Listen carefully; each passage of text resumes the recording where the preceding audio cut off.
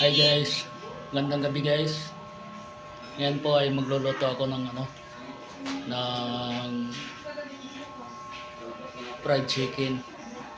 Ulam namin ngayong hapunan guys. Pinapainit ko pa ang mantika kaya maya isasalang ko na siya. Ito po guys.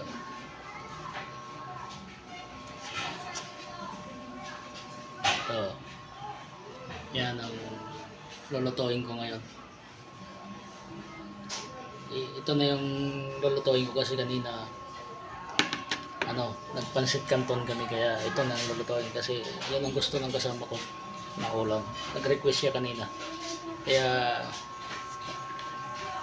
sinunod ko yung request ng aking alaga dito sa bahay.